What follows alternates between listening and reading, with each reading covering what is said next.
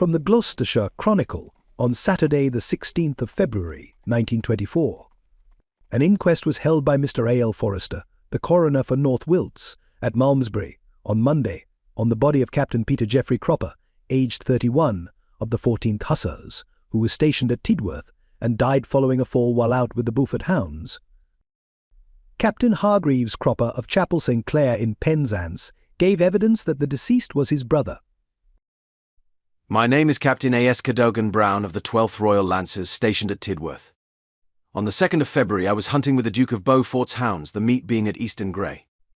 About 12:30 the hounds were running between Foxley Grove and Easton Grey. Captain Cropper put his horse at a gap in the fence where other people had previously jumped. There were a few stubs sticking up. The horse hit the fence very hard and seemed to stand still for a moment, whilst Captain Cropper was shot forward and fell on the ground with his face downwards. The horse followed and fell, kneeling on the small of Captain Cropper's back. I went to Captain Cropper's assistance and asked him what was the matter. He was groaning a little and seemed to be in great pain, but made reply to say, "I am all right. I am only winded." After about 2 minutes he vaulted onto his horse and rode off apparently all right. I am Christopher Cassidy, a groom. Captain Cropper returned to his stables at Easton Grey between 12 and 1 o'clock. He seemed to be quite cheery and smiling and told me he had another little accident. The horse was bleeding from a wound in the chest. Captain Cropper seemed all right, but said he had twisted his side a bit and would not go out again that day.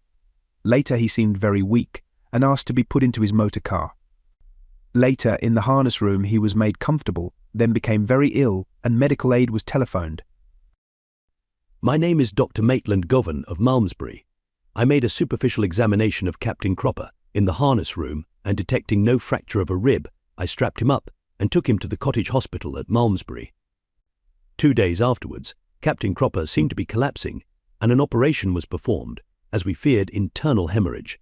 We discovered days afterwards Captain Cropper died on Saturday night from uncontrollable hemorrhage due to rupture. The coroner, Mr. A. L. Forrester, posed a question to the doctor. You have heard that he jumped onto his horse. Would that be possible in his condition? Yes, there was no reason why he should feel the effect of the injury at that moment. The coroner recorded a verdict that the cause of death was as stated by the doctor due to an injury received in a hunting field accident. The remains of Captain Cropper were afterwards brought to Cheltenham for interment on Wednesday.